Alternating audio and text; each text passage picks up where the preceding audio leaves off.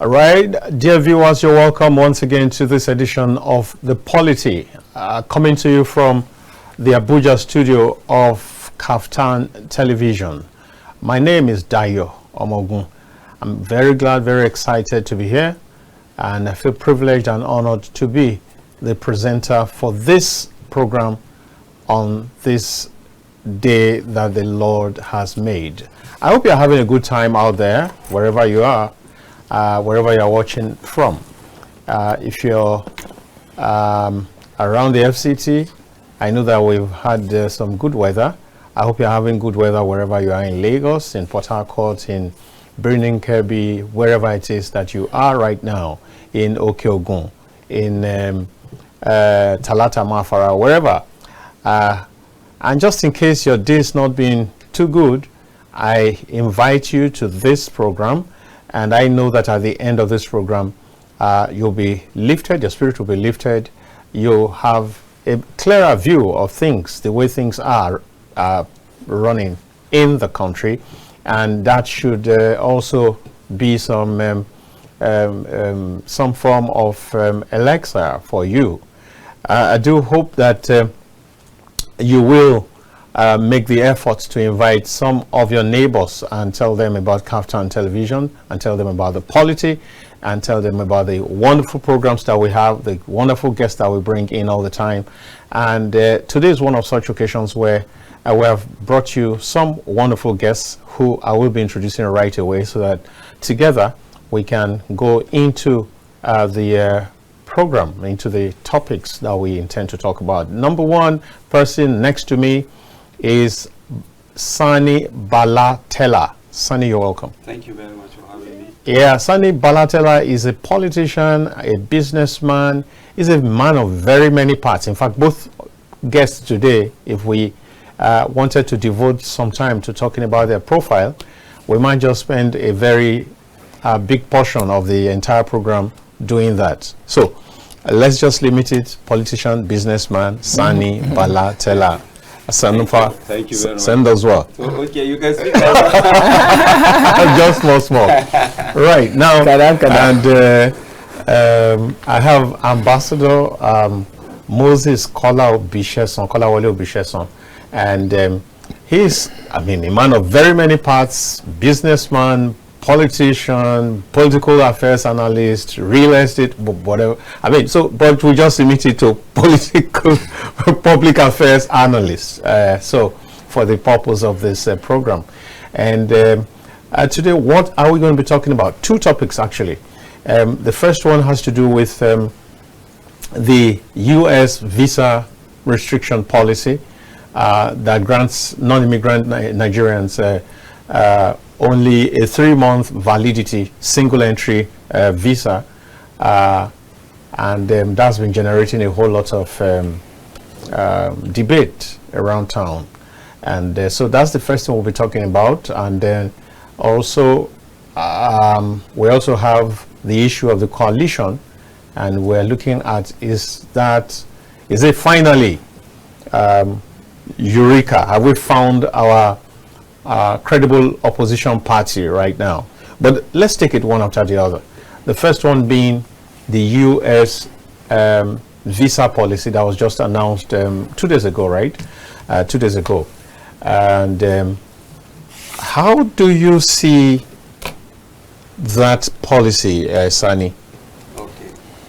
First of all, I would like to thank you for having me.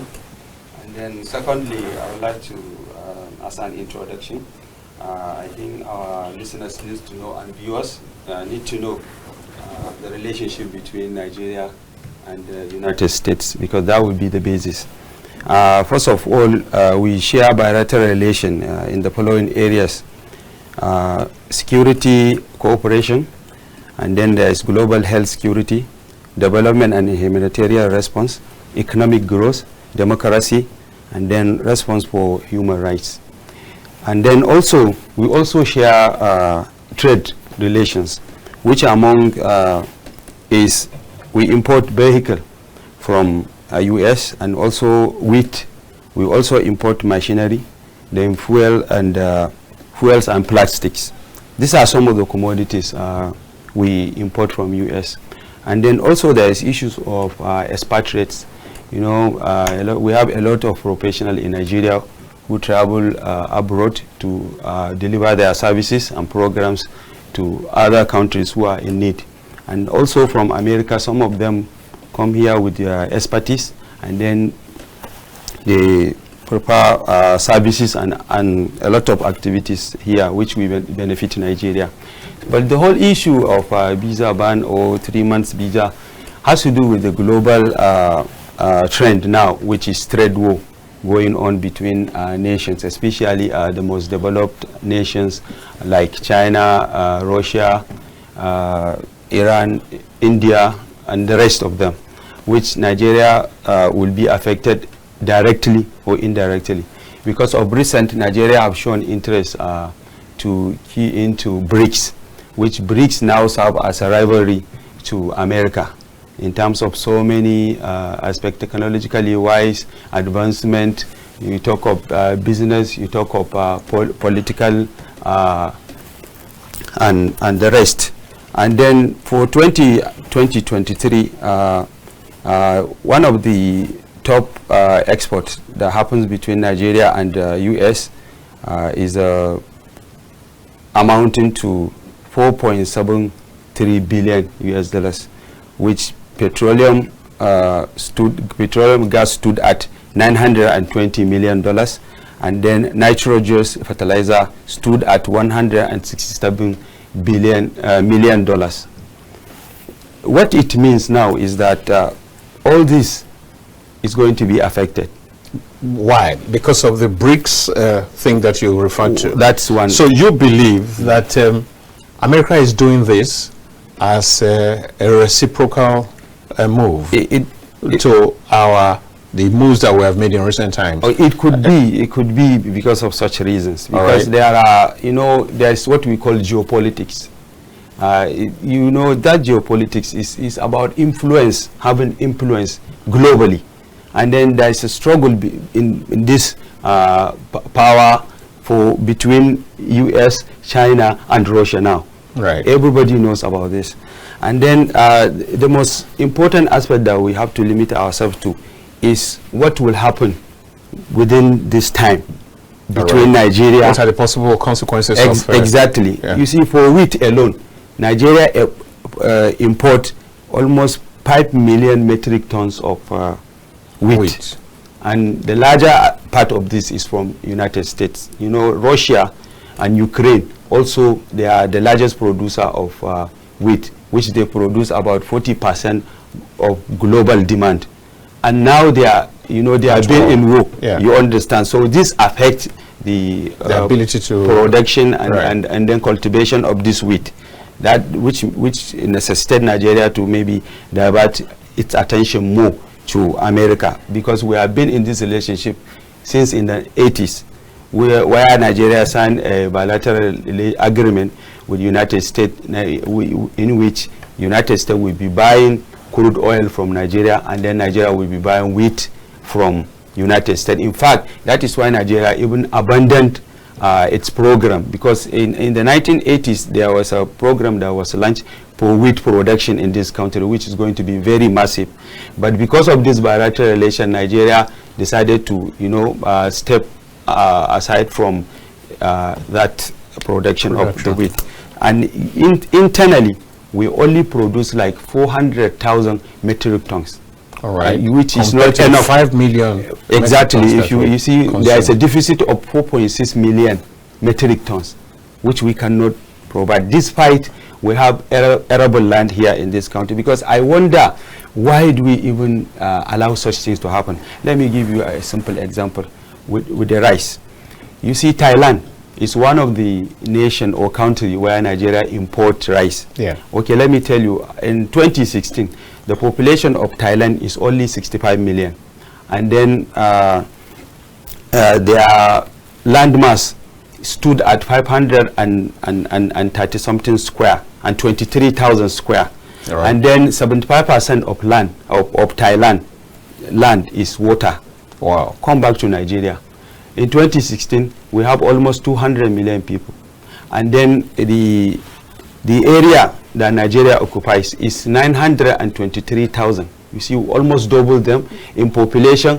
We almost triple them, and then land mass we almost double them, and then 75% of land of Nigerian land is soil, is land, not water. Right. So how can almost 200 million people rely on 65 million people to feed them? How can we allow people that have only 523,000 hectares of land, we that are having 923,000, we wait for them to feed us? Wow. Which is very wrong. And these are part of the issues why a country need to be serious about all these things, because sometimes things happen the way you don't expect. There could be this kind of threat, you know, or trade limitation. There could be a global issue or threat, like the time in 2019 where there was corona and there wasn't any movement. You cannot travel from one place to another. You can't move goods and services. So how can you? Every country needs to be strategic. Exactly. As to initially, you see any country that is sensible, that is reasonable, that it knows what is going. What you should do is, first of all, you look at your population. Then when you look at your population, then you look at so many aspects that made life possible. For instance, medical doctors. How many do you need in your nation?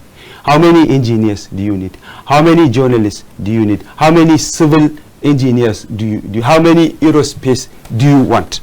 Then from then you classify your citizens, and from among you be selecting, you'll be replacing, because some people will die. Definitely, you know. Definitely. So you have to make sure you plan for future, you know, surprises.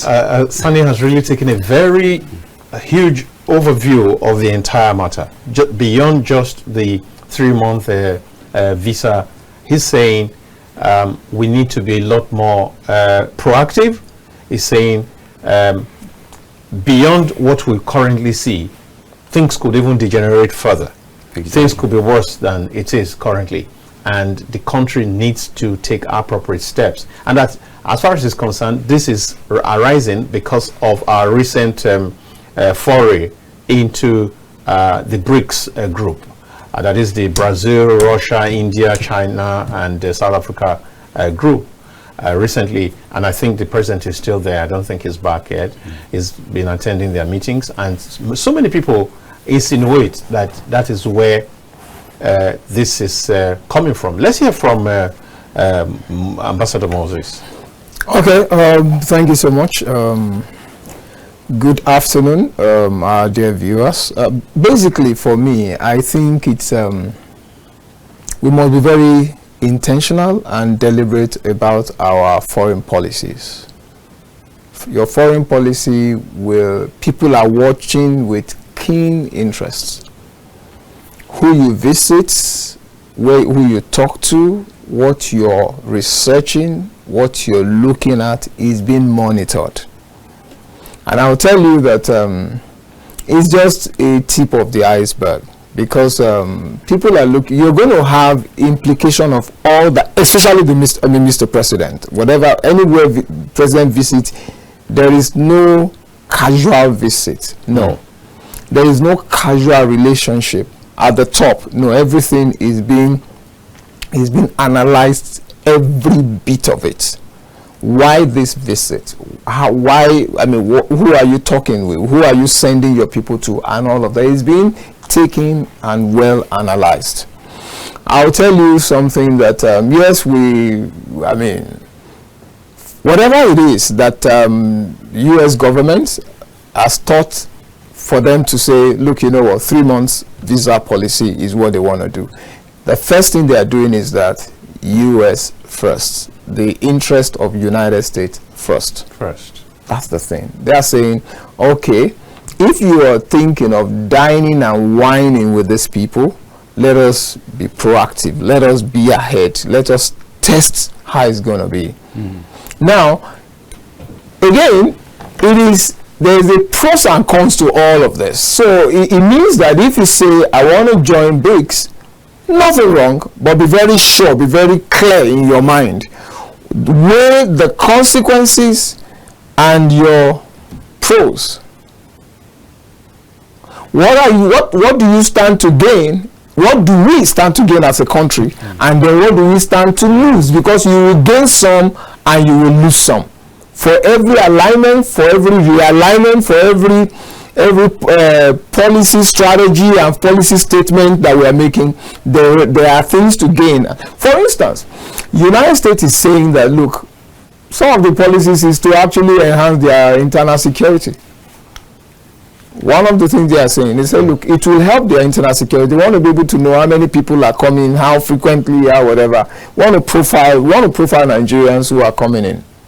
Whether they are right or wrong, it's their own internal stuff. They have just said this policy will enhance their internal security, their national security. Because for every migration in and out has some connotation, some degree of national security implication. So, some are also saying that simply it's an issue of reciprocating whatever the government of Nigeria is doing to us and what they can read in whatever we're doing. Not only some of the statements that you make, even some of the visits, some of the invitations, some of the alignment, some of the trade relations and all of that. They are looking at it and they are saying, we are losing this beautiful bride. Whether you like it or not, Nigeria is a fantastically beautiful bride. Really? Where do you get almost about 250 million people who can't feed themselves? For whatever reasons that we want to go, whether we have insecurity issues, we are unable to feed ourselves. As of today, that's a huge market for market, and so they are interested in it. And several other countries, China and US, they are battling and running for the soul of this country. So if you go to BRICS, the United States will frown about it. If you come over here, China will bait you with a lot of things. They will tell you we have the cheapest funding. We have the cheapest technology for your people. Our technologies are cheaper. They are easy to be able to adapt and to be able to really move. So it's not just so it's first of all they said it's security issues for them. That's good. Also reciprocity, and then finally they are talking about protecting, protecting what they will call freedom of speech, freedom of expression. You see, United States has one big what I would call headmaster kind of thing. They look globally everywhere. They look globally everywhere and they say, hey, you are not allowing freedom of expression, freedom of speech, freedom, and they find a way to be able to actually penalize you for that. Yeah, but sometimes how does that connect here? So what it connects is that sometimes whenever they see that a country is falling in the index of certain human human rights abuse, ratings and all of that, they put in certain things. That means this country, you are not so solid as we think. The way you handle your people is less than what we do. So they once they downrate you, then they push in certain policy to you. If they upgrade you again, they open up a lot more to you. So like some kind of sanctions. Yes, so it's a form of sanction, nothing else. They don't do anything. They are very deliberate. They think through whatever they do, and they check the financial implications. Look at recently when Trump says that, look, if you want to have United States stay and all of that, bring $1 million. Bring $1 million, and then you already heavy 9 months, you are in the 8.5 months, you now jump into the plane, rush down there, give birth, and then you say the person like, no, he said no, that's no longer acceptable. So they are very deliberate. So Nigeria must understand that right now we are about to take off. Every of our policies must be carefully and clearly guided. If you think that US will just watch you dump them and join BRICS, you're joking. You're going to have a lot to pay for doing that. What am I saying? I'm not saying Asiwaju Ahmed Tinubu and his team. All I'm just saying is that check it properly. Be sure that what we stand to get here will actually make up for if it will not be beyond what we stand to lose here. But nobody is just going to sit back and fold their hands and then you just walk away from them. All of the bilateral agreement and all of that has been signed. You just look at it. I want to, you know, cold shoulder towards the US, and then you are now finding another beautiful, young man. Just like I told you, we are just beautiful bride. All right. And those guys, they feel that they've actually paid a lot of prices chasing you and doing a whole lot of stuff. Whether rightly or wrongly is a different ballgame. Right. But now you want to walk away and go and meet another man. Let's look at it this way. We all know that, what's the name of this author who wrote how Europe underdeveloped Walter Rodney.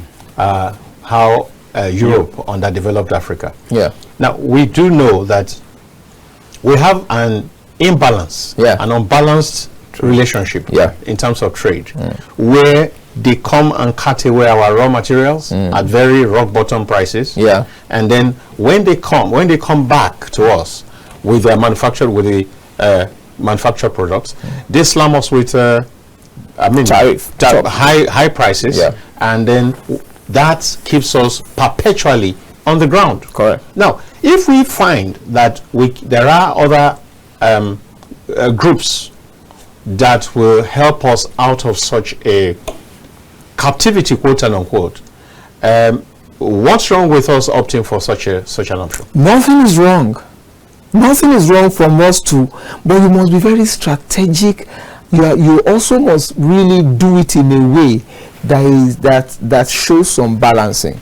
I take, for instance, if there are 10 things I need external that I want to align with maybe other countries about, and already I have 7 here with US, I have maybe 2 with China, and only 1 with Russia.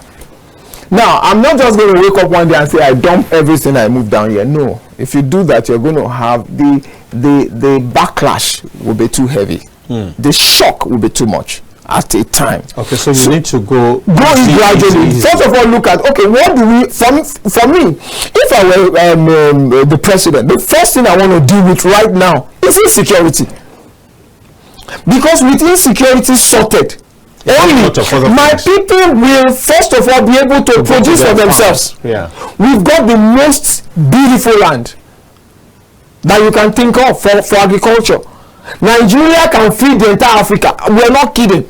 Nigeria alone can feed Africa comfortably with the arable land we've got, with incredible people who are hardworking, massive land, you know, and all of that. So, but if you don't sort out the issue of insecurity, you're kidding.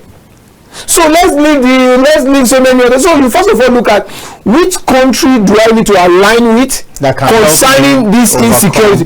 Don't put too many things in the fire. You're going to have, because each of them have their pros and cons. Each of their policies have their pros and cons. So if you're not careful, you just realize that all of them will knock out everything. Then you really don't have much in your hands. The first thing that this president should go for is insecurity. The second one is the terrible level of corruption. We waste too much for whatever we're doing. I'm telling you, the same amount, look, there was a time when the amount that was used to do a project in Nigeria was compared with outside. 20% of the costs in Nigeria was actually what was used to do a full 100% outside of this country. You say you don't have money, but you are so wasteful. So for me, you see, Tinubu must get some things. There are areas that he got very fantastic. Internally, there are so many things that he has done that are, wow, he got my thumb up. But there are other areas that I'm thinking with the level of technology around, you can't be having 500 being killed. Is insane. You can't be having 200 being killed. We are not at war. Full-blown war, you don't even have short number of persons being killed. So the first thing that he should have put his attention on will be security. And there is no reason that should not decide, that should determine who you aligns with. Yes. Associations. Yes. So that whenever you're going in a particular place, you know that, okay, you know what, I first of all want to nip in the bud the sliding insecurity that is besiege my country. When you do that, then you now know that, okay, people can go to farm, they can do whatever. Even all of these want to go and have to import. You're talking about millets, import wheat and all that. There is a lot that can be done in this country. Now let me come to you, Sani. Okay. Now talking about reciprocity. Except maybe I'm wrong, what we currently do to America also is exactly the same 3 months for non-immigrant this thing is exactly the same 3 months validity, single entry. Now, so let's move a little bit away from the BRICS matter. If that's what we grant them, if they decide that that's what they want to grant us, what's wrong with that, and why should it provoke the level of I hear that there are high-level meetings going on at the top level of Nigeria and the American people, the American embassy and all that and all that. If that's what you offer them, if they decide that's what we want to offer you too, what's wrong with that? There's nothing wrong with that. You see, as a country, any country has the right to decide for itself policy, programs, and whatever they want to do. But at the same time, they need to consider agreements that have been reached themselves into. Yeah. You understand? Because as my brother is saying, you can't just wake up in the morning and just decide to do anything. Because the world is a global village now. Right. Whatever you do internally can affect other countries. Cool. Let me give you an instance. You see, before, America is the largest exporter of Nigerian crude oil. But now... Importer, you mean? Importer, exactly. Yeah. It is not now. Because you have to count like almost 5 or 6 countries before America comes in now. Wow. You see? Yet we are still the highest, we still rank among the highest who purchase a wheat from them. You understand. So secondly, we internally, if we take a look at this, they buy cocoa from us. They buy cashew nuts from us. Now the question is, what happened to those farmers that farm cashew and cocoa? Is Nigeria now start thinking where to sell cocoa? Like Australia now, they are in their need of cocoa and coffee. You understand? So where are you taking your products now? You understand? Because this visa restriction, it will cause a lot of things. Movement of goods and services will be affected. Movement of individuals will be affected. Yeah. You know, there are a lot of people who are medical doctors and they reside in America who are Nigerian. So, and some are planning to go. Most especially now, it will be somehow again to our advantage. Because as these experts are leaving this country, that is why you see this mess is growing. Let me give you an example. In 2005, a research has been done in the health sector for medical personnel. Then there were only 39,000 doctors in Nigeria. There were only 126,000 nurses in Nigeria. There were only 88,000 midwives in this country. There were only 2,400 dentists. You understand? So, and pharmacists were 12,600 then, but 1,000 ran away. And most of them traveled to Europe and America. You understand? So with this restriction, I'm telling you, as the situation of this country keep on deteriorating, more people are planning to leave. Oh, definitely. You understand? Yeah, but I don't think that this visa policy actually affects immigrant people who really want to relocate. I don't think it really affects. No, it affects people who are going on visit. They are the ones that are even going to be affected. As my brother said, America first now. Yeah, sure. The jobs, they want to secure it for only their people. Yes. You understand? Because it means a lot for someone to travel from his country to another country for better life. When he gets more money, he will send some money back to the country. It will help the country. I could remember Bangladesh in 2016, they were able to generate $2 billion for their country. from diaspora. Not million, $2 billion Right. from diaspora. So this is the angle that our leaders are supposed to look into. What are the hinges that are going to be, and what are the benefits that we are going to derive out of this policy? Because whatever happens might be an opportunity for another one and might be a problem to another. So let's use this to serve as an opportunity for us. Like what I'm trying to say is that all hands must be put on deck to make sure that this visa ban does not affect us, because definitely there is more to than meet the eye. There are a lot in this issue that meet the eye. It's not, maybe some people will just see it as simple banning visa, but it's beyond that, because some things are not said, but they are done by action. I'm telling you, this is a signal. This is telling us that get ready for what is coming. All right. Very soon you might see tariff increase on the goods and services that are exported from Nigeria to America. You can hear that, and you can see that it's forthcoming. It could come, because this is just a beginning. It tips of the iceberg like on this issue. Yes, this is reality. So both of you are aligned together that there's much more to this first. This is like firing a first salvo. Correct. Say, well, we're coming. We're coming after you. Yes. But like you also said, I think that we need to begin to turn our challenges into opportunities. Correct. Exactly. Very good point you made. That maybe we should begin to look at what opportunities can we harness from what is supposed to put us down.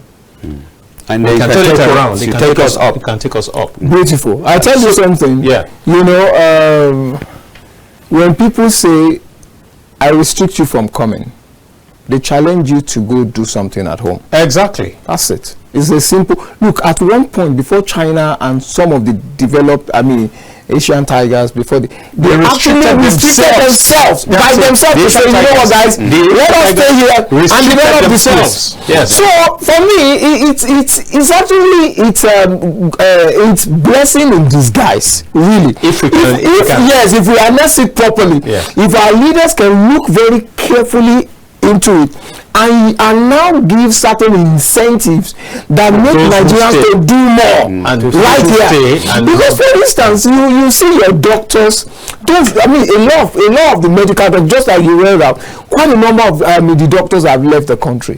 What are you putting in place to make those who are here to really be excited to be here? Look, Nigerians are not asking for too much. I'll give you an instance. The housing policy alone can keep 50% of doctors who want to go out to be here. I'm not saying that's them house. No, I'm saying make even the mortgage available to all doctors. What does that cost? What does it take you? They are saying, look, because let me tell you, the moment you take the shelter issue away from an average human being, you have relieved him of the biggest burden. Because the reason why he's running out is I want to go and work while he still has energy, so that when he comes back, when he's spent, he can have some level of sanity around himself. You understand? So what I tell people is that look at the policy and tweak it a little bit to be in the favor of those that you want here. That's number one. And I also tell people, when they say jackpot syndrome and all of that, I tell people that look, that jackpot syndrome you're saying, you can actually elicit reproducing doctors more here. And then help them to see certain policies that make them to stay around first, to give back to here. And whenever they go, give them certain other policies that make repatriation of remittances. Make remittances easy. It's not that they have to. It's part of what the current CBN is doing. You should do. You understand? There was a particular year, the remittances that came in from diaspora actually was more than what our national budget was. So you need to think around, outside of the box. That okay, right now, not even we stopping them, some whatever is stopping them, don't even fight it. Don't even do as if you whatever, just come back, put on your think tank and say, okay, you know what will make these people work more right here? look, I'm in that space. I see how much an average doctor is earning, and what it will take, how many years it's going to put for him to have a roof over his head. And in this country, a doctor is actually one of the top earners among the professionals. So if he cannot afford the house, do you know what? They just abandon their family, leave their wife, their children, and run away. For how long are you going to? So two things you are doing, you are putting some policies that make them to stay more, because you have now said, okay, you know what, we will make home available, first of all, to all of you at such a beautiful mortgage access, such a fantastic mortgage access. You know, oh, so I can get it. Yes, you can get it. And then for those who eventually leave, you still find a way by which they can actually do remittances. Because anywhere they are, they want to actually have a roof over their families. They want to have a house. When they come back, they want to do all of that. Then finally, you should even put in certain things that anybody who has studied in any particular major part, that you can return. When you do that, you know all of the incentives that make them return. They will come back here and do exploit. Go and check Nigerians. If Nigerians go to ECOMOG, the Nigerian police will beat all, will take all of the medals. If Nigerian army go for, they take all the, but when they're here, their life is just like they are miserable. It means that the environment is not enabling enough. Yes, that means that the packages are not good enough for them. Right. In fact, Sani, let me chip in. Yes. You know, I happen to work in the Federal Ministry of Works and Housing like 2 years ago. I was a PA to the Minister of State's Works and Housing. Okay. So those people living in diaspora, they were asked why don't they come back home and stay. They said they don't have standard, houses to live here, because where they are living there is quite amazing and interesting. So they really like it. Then like 7 years ago, this happened 7 years ago.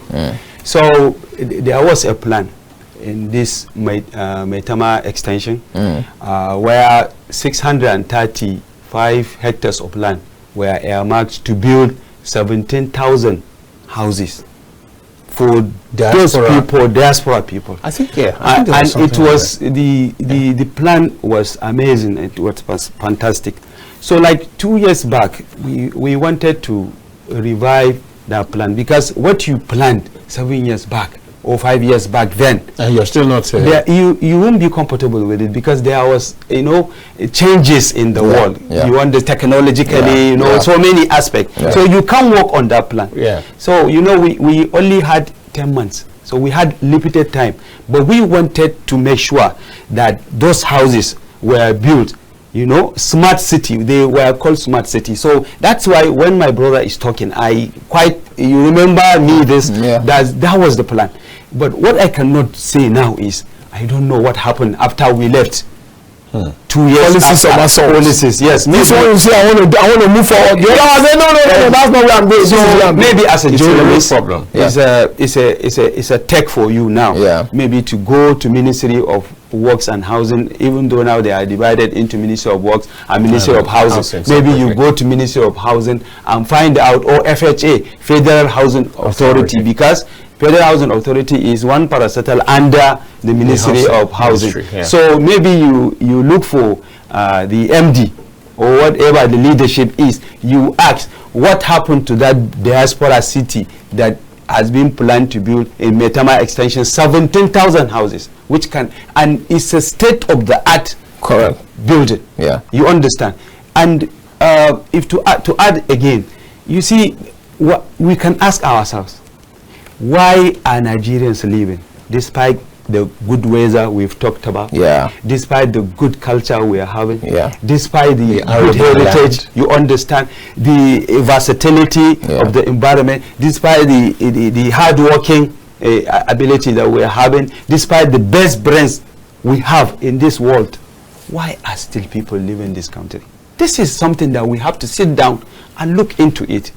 If the environment in Nigeria is conducive, in fact, I don't love any country beside Nigeria. I'm telling you the fact. I've gotten scholarship 15 years back to leave this country to go and study. I said I will not leave this country until this country get better. There's no place like Nigeria. I'm telling you wholeheartedly, not because I am a Nigerian. We have to inculcate this into the mind of the people, because leaving this country is not the best option. So if all the best people leave, who is going to correct Develop it? yeah. Who is going to develop Nigeria? Yeah. Who is going to set the record straight? Yeah. Who is going to change so the leadership and the followership? Yeah. So the best friends supposed to be this brain drain. Yeah. Has to be stopped. I'll be happy. I'll be happy if the whole nation, or the rest of the country of the world, take the same step as US of banning Nigeria even to go abroad. We will see what will happen in this country. This is not an entire ban. I know. Yeah. So who would even want an entire ban? I'm telling you, because we will think outside the box, as my brother is saying. For me, even what they call brain drain can simply just be rejected and it become brain gain. Yeah.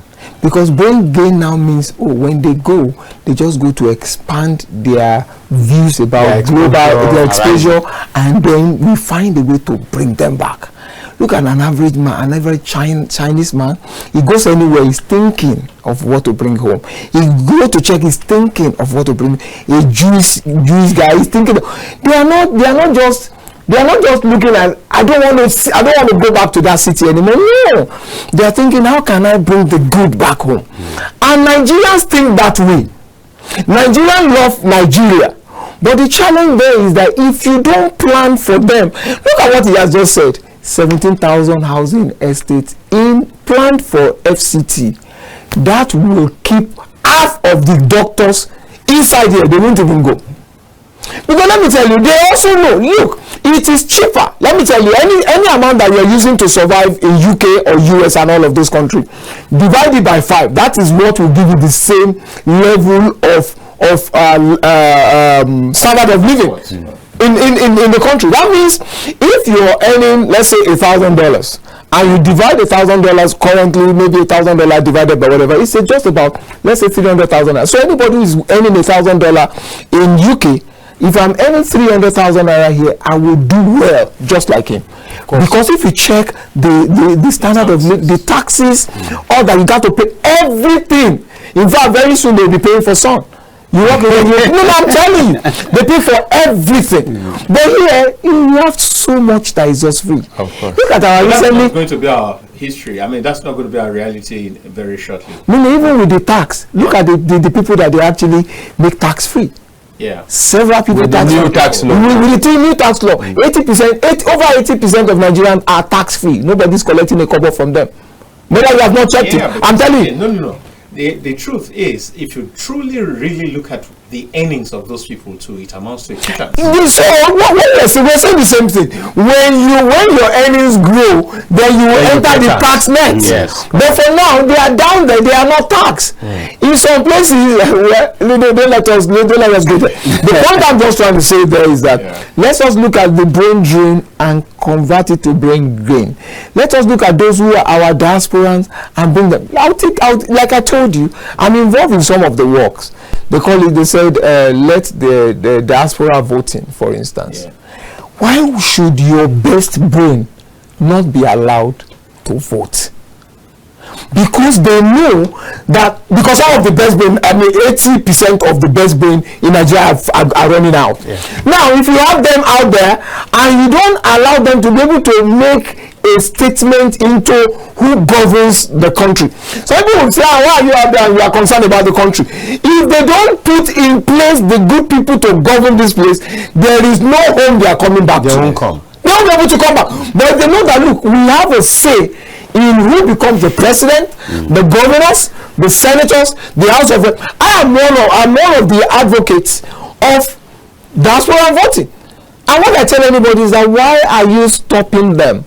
I would just want to, just to make a mark, to say at least the sense of belonging, to say you know what, the man who emerged, we voted him, we're part of it. I think one thing before Tinubu leaves, maybe whether it's going to be do that in his second time, if God permits him to be the person to whatever, is that he should look again at some of these things that really encourages those people who are outside. Because if they've been part of those who lead them, who govern them, who and all of that, they are better motivated to want to come back. All right, so, we'll leave that here. Yeah. Like I said, we have 2 topics, and I believe that we've expended half of the time on this one, and we need to migrate to, we're talking about migration. We're talking about migration. So we need to migrate to this other topic, and before we do that, we take a breather. We just go on a break, take a breather and come back. Welcome back, viewers. You're still on to the Polity, coming to you live from the Abuja studio of KAFTANTV. And my name is Dayo Omoogun. One of these days is going to be a test. That's what's my name, and you never can say you. I was sponsored by the room. I mean, I already got a sponsor. So that would be good. We share recharge card. We share a whole lot of stuff. Exactly. Very soon. Yeah. Now, so we're back now, and we want to take the second part of the program, and this has to, we will be dwelling on the coalition, the ADC coalition, and we're asking, is it finally Uhuru? Do we have that credible opposition that we have lacked in the last how many years? Over like a year or 2, it was looking as if Nigeria was sliding into a one-party state. But suddenly, out of the blues, some people have taken the bull by the horns and are trying to change the narrative. And we're asking, is this going to be just a flash in the pan, a fluke, or is this the real deal? And so my panelists, my guests will be weighing in on this, but I also invite you, the phone line is open, just in case you want to be a part of that which we already spoke about, or this current one we're going to be talking about. The line is 080-299-38365. Let's do this together. You're welcome to the show. Let's have your call right now, even as we proceed. Now, let me start again with you. Okay. On this. We have suddenly seen ADC jump-started. Let me give you a little background.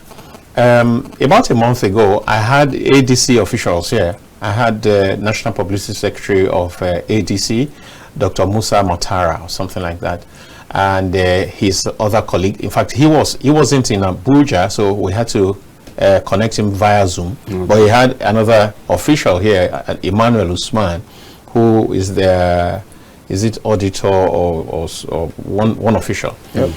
So we had both of them here. And one of the things that we came away with from that session was the fact that the party wanted to be, make a difference, wanted to be totally different. They said specifically that they are not open to those people who run Nigeria aground. They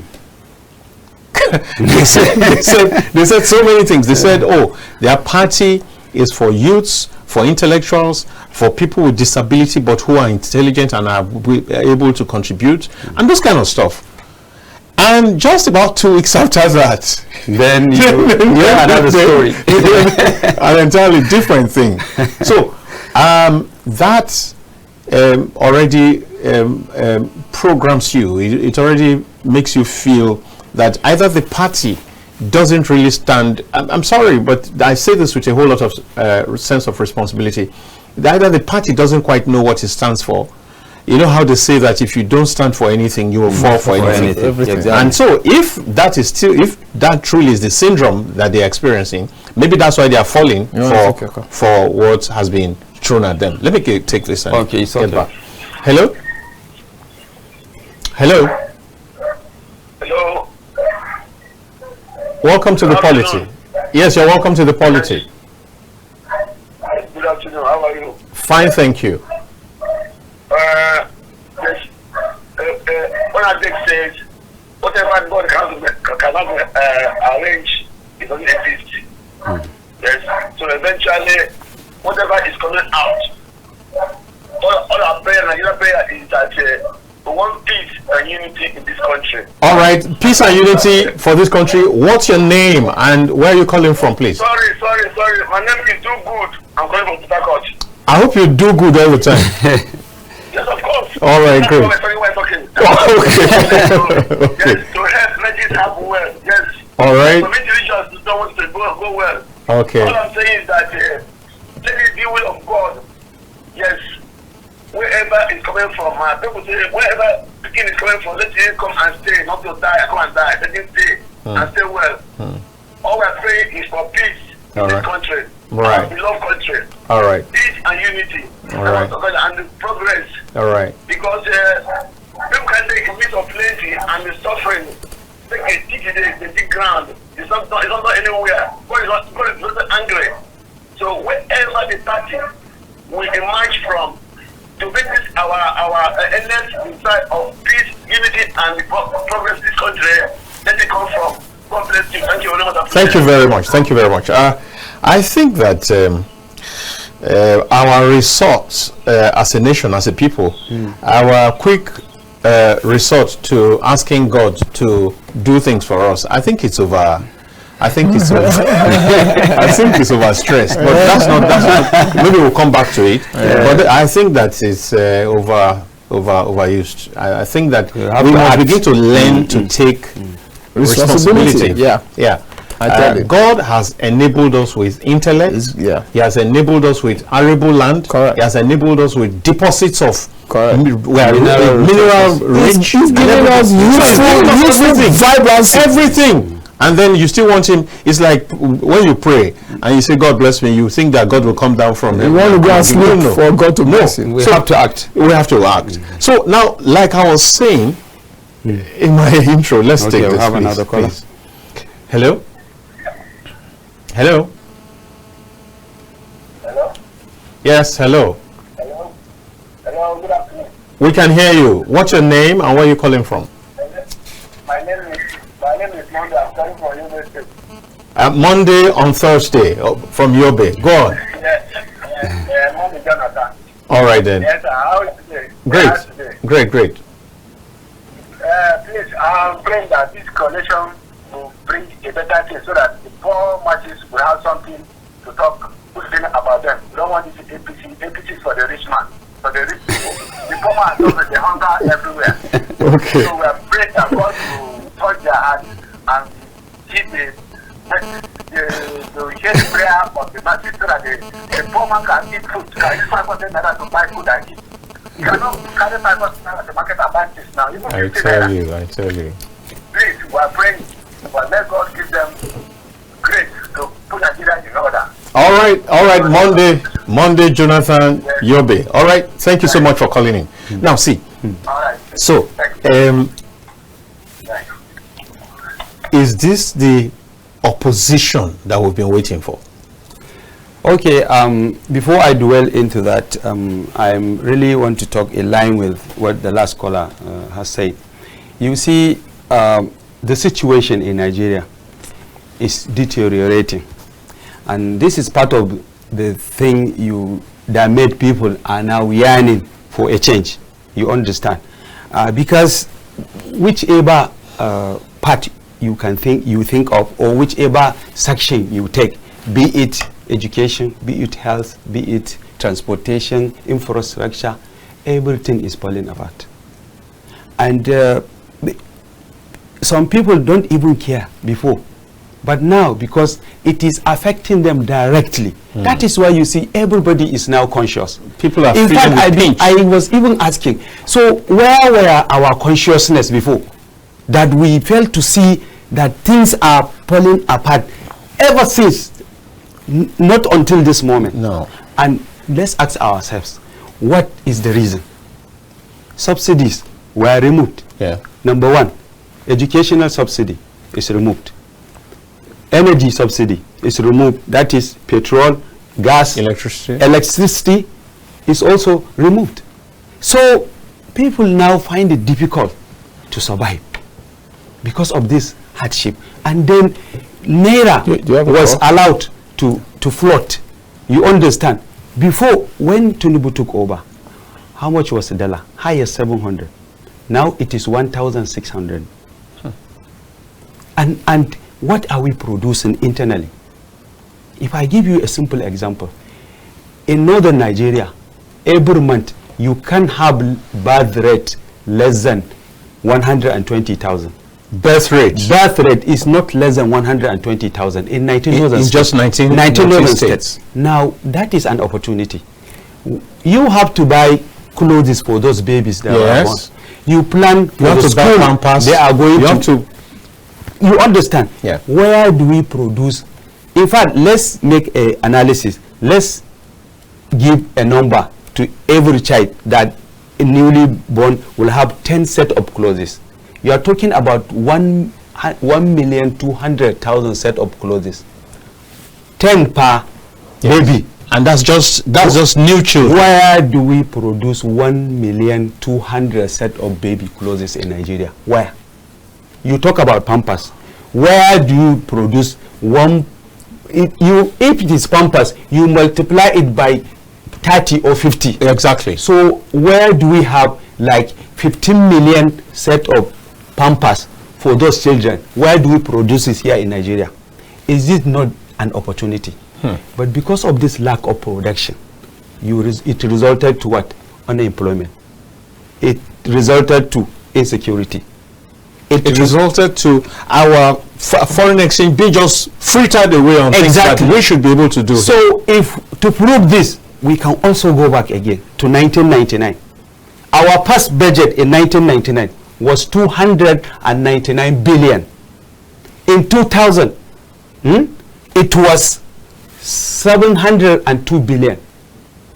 In 2001, it was 894 billion.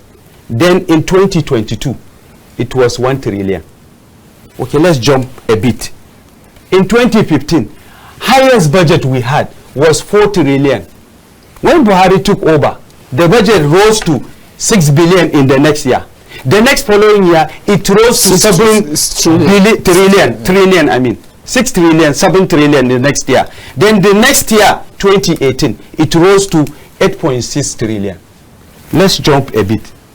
In 2023, our budget was 21.83 trillion. The following year, 2024, it rose to 26.1 trillion. Now, in 2025, you are talking about 49 trillion. What was dollar then? The exchange rate, it was 99 naira in 1999. In 2015, highest it was 197 naira per dollar. Now, you are talking about, after how many years? 2015 to now, you are talking about 1,600. Why do you think Nigerian life will not be miserable? How? Going by this history. Do you understand? So, before you talk about coalition, you have to think about what give birth to this coalition in the first instance. This is the issue. Right. Because there is what? Mismanagement and squandermania of public funds. There is political shenanigan in this country. There is this failure. Politicians, the office holders are not delivering at all. Infrastructural decay, institutional decay. Therefore, people must look for an alternative. But the question you will ask, are these people that are going to form this coalition brought from Cotonou? Or are they from Benin? Exactly. My brother. Or were they brought from America or China? Have they not taken part? Please don't lose the train of your thoughts. Let me take this. Okay. Please. No problem. I'll maintain it. Hello?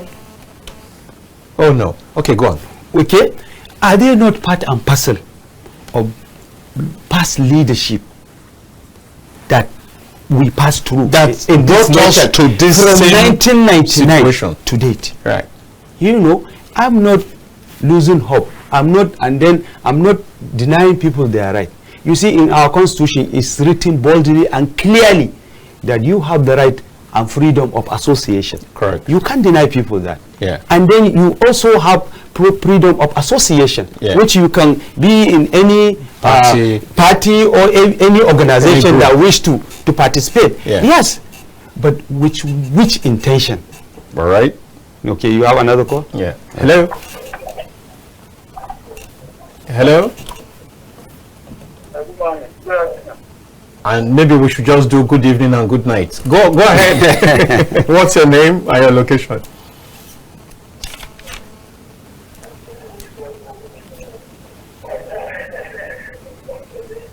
Hello. What's your name and where are you calling from? Wow. All right. Please do call us back, and if you've not tried, the opportunity is still open. Please do call us. And so, you're saying, you see, we need political formation. We have freedom of association. We have all this, and we are not denying anyone. Right. But we have questions to ask. Right. That is this coalition formed with sincerity, with patriotism, with, concern out of the situation we are in, with a view to providing solution for us. I have a wife. I have 6 children now. What guarantee do I have if I die? Their school will continue. Their health care will be taken care of. Despite my, I gave all to Nigeria. I told you I was a PA to a minister. As I speak, my severance allowance have not been paid. I did not complain to anyone up to this moment, 2 years after. Because I believe I have a role to play. And I have a contribution to make to develop this country.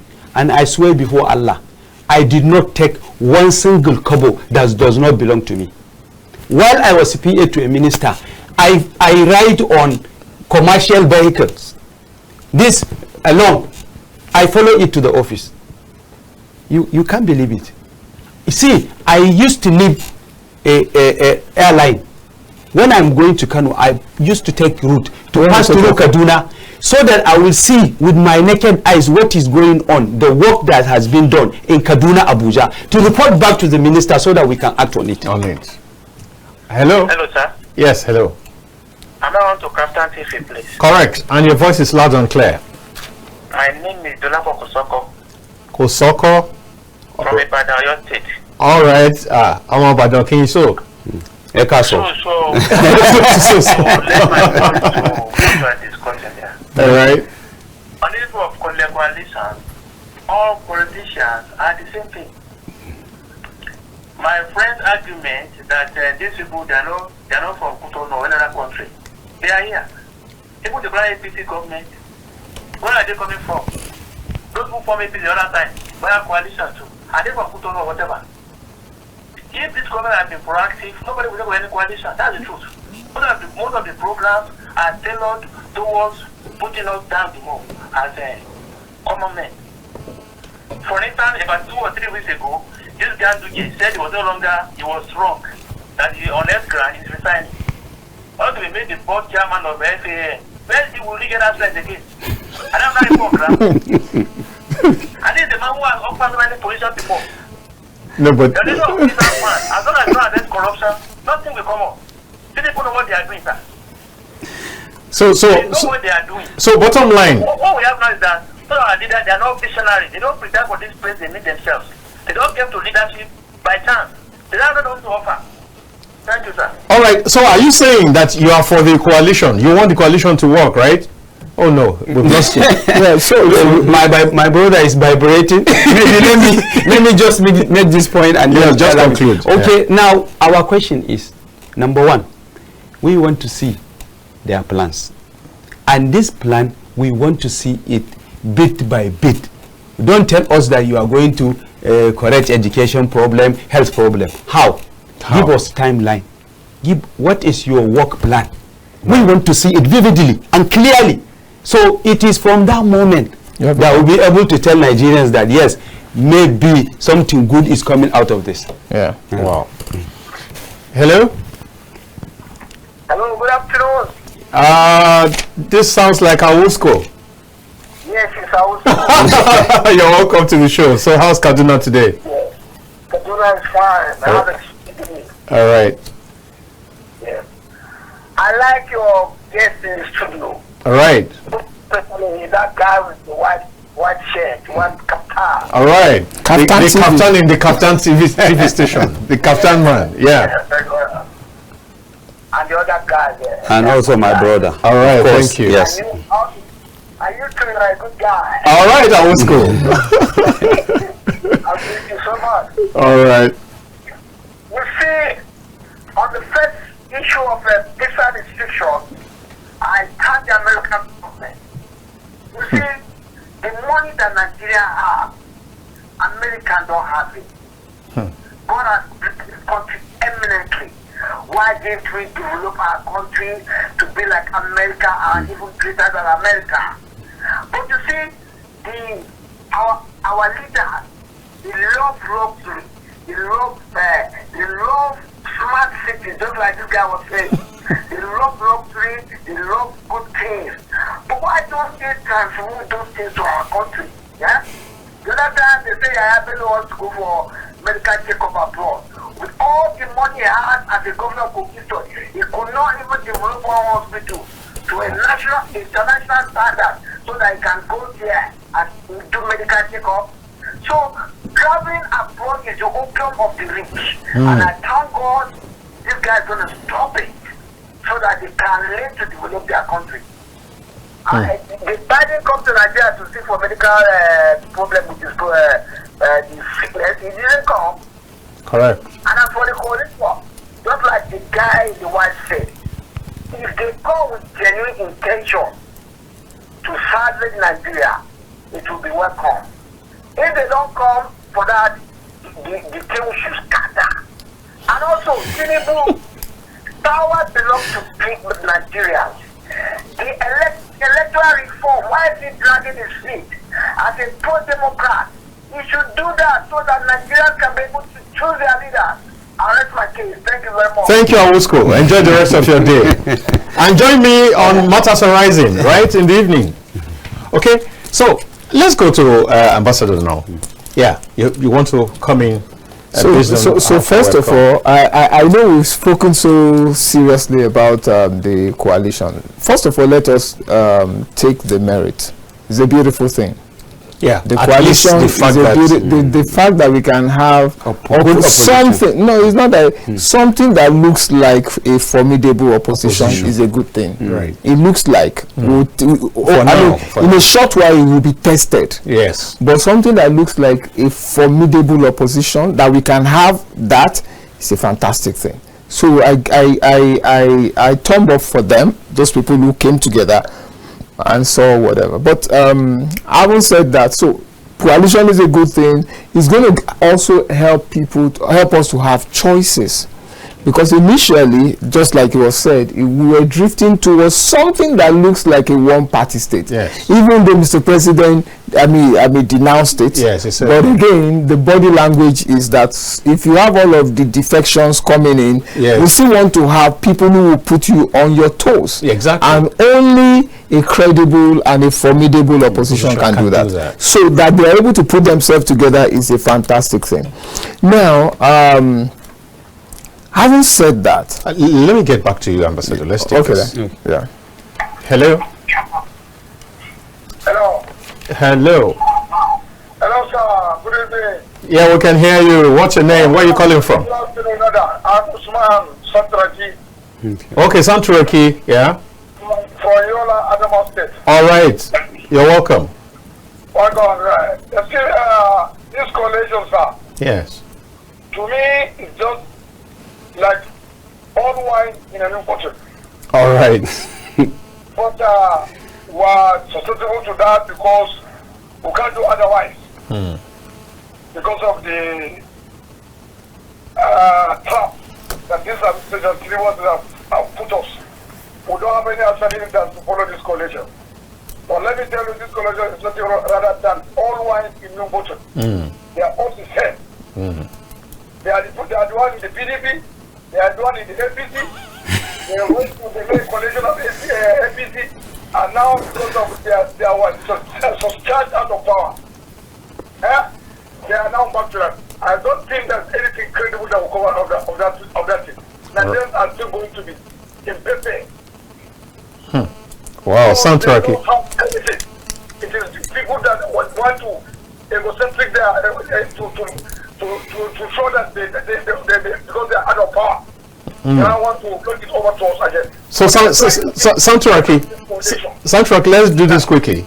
Now, so if you get to the ballot place in 2027, and you have ADC on the ballot, and you have APC on the ballot, how does Santuraki think he will vote? Well, I'll tell you, you see, if you want to be known as, I have a person that I cherish so in that coalition.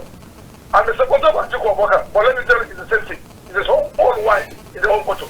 All right. I'm a strong supporter of Atiku. Okay. But let me tell you, it's the same thing. It's the same thing. During the caliber of people I saw in that coalition. All right, Santuraki. All right, Santuraki. Yeah, thank you so much. Please, let's have you. Okay, so what I was actually saying is, first of all, for us to see the good in the coalition, because it's very important. First of all, it revitalizes the opposition politics in Nigeria. Yes. Fantastic. Second, it actually gives us a national reach.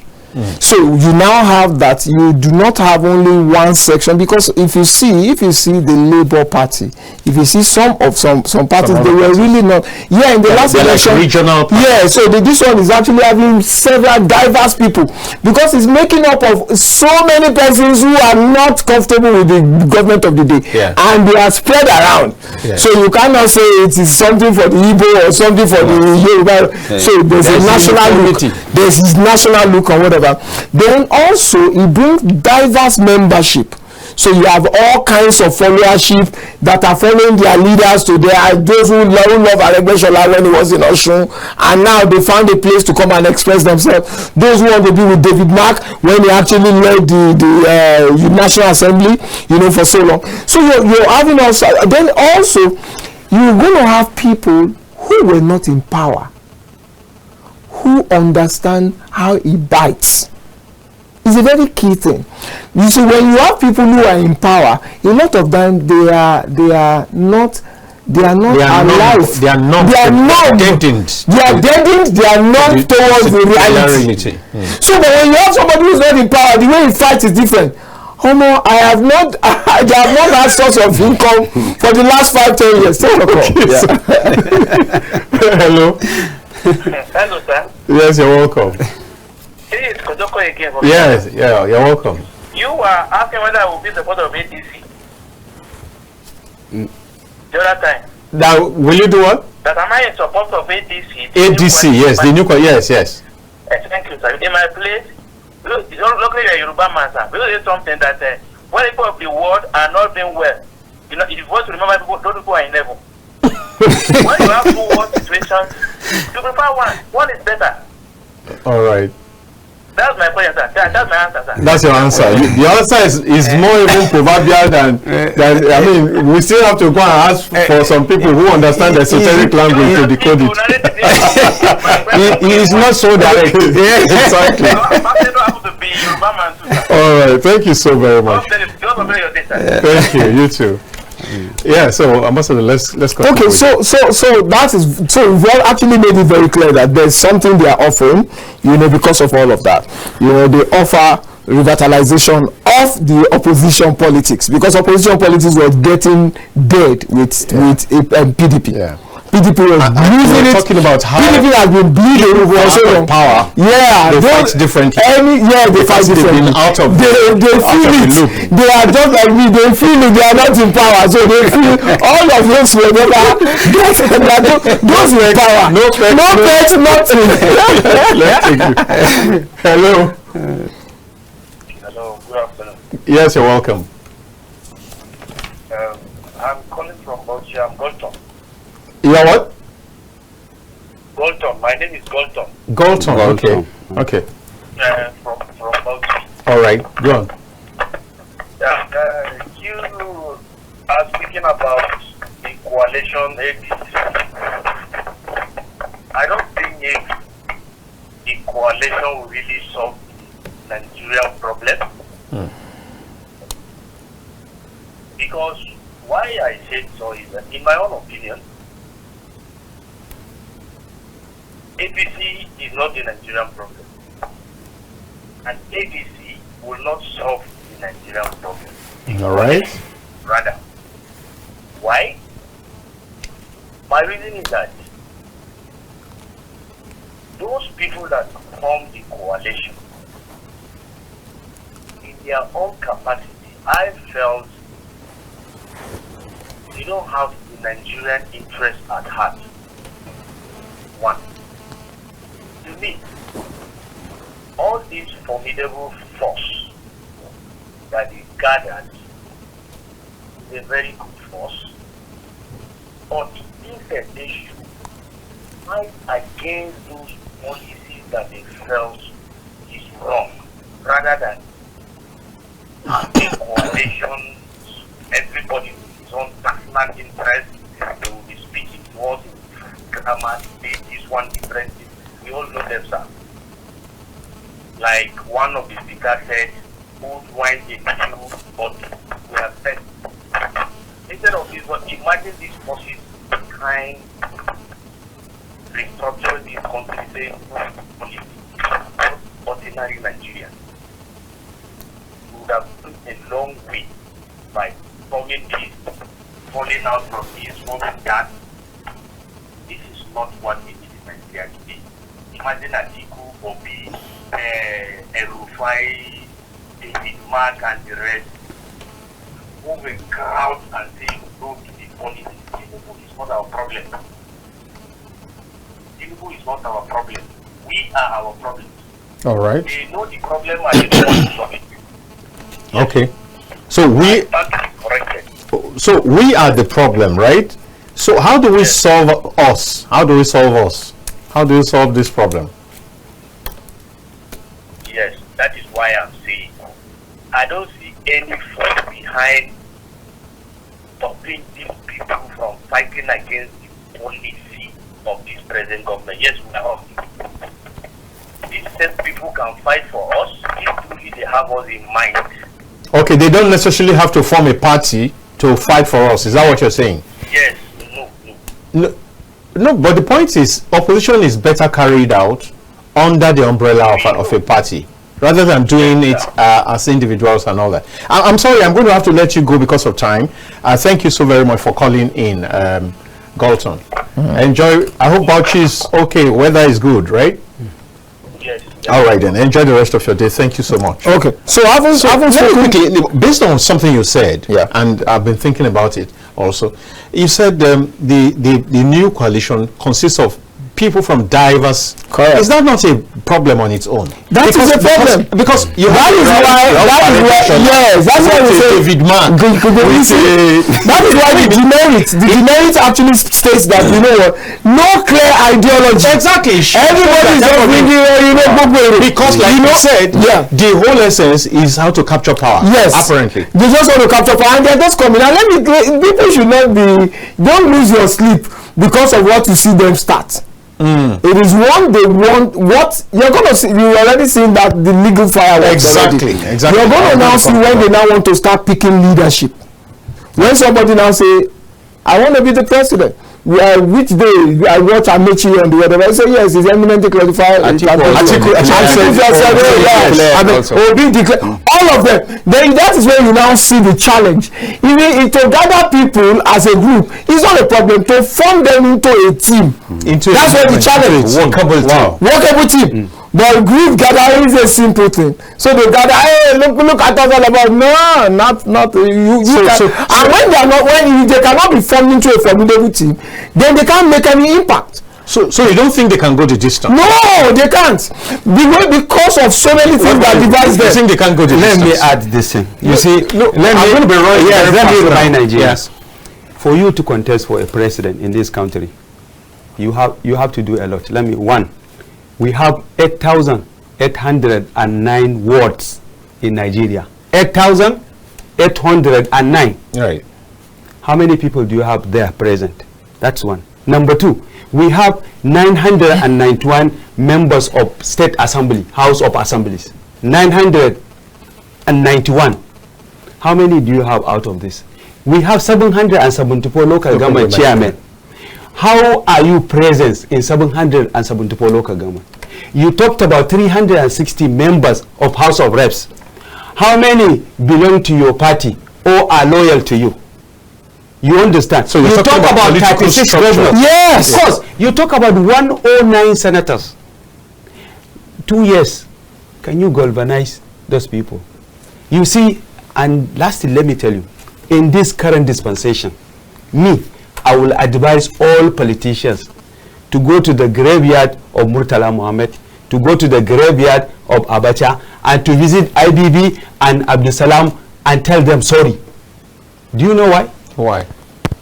It seems as now we are going to have two major political parties, which was proposed many years back. Number 2, the president of Nigeria, His Excellency Bala Ahmed Tinubu. He was once a senator. Yes. He was once a governor for 8 years. Yes. He's now the president. Yes. Who is the secretary to the state government today? To the federal government. Federal government, I mean, is Akume, George Akume. He was a former senator, former governor, 8 years. Who is the wife, first lady in Nigeria now? She was a former senator. Who is the vice president in this country? Former senator. Former governor, 8 years. Former senator. Who is the chief of staff to the president? He was a former House of Reps and former speaker. Right. All the governors, none is a military man. None is a policeman. This is the country where none of the ministers is a soldier today, including ministers of defense. Why are we in a failure? While we keep on blaming the military men for taking us where we are today. None of the military men are in power today. But look at how the situation is deteriorating. So my own advice to politicians in this country is that don't let democracy fail, because we have nothing to say if that happens. And the citizens of this country, if their life is not better off now, when is it going to be better off? This discussion, maybe you will continue. Because we've run out of time. Yes. But before we go,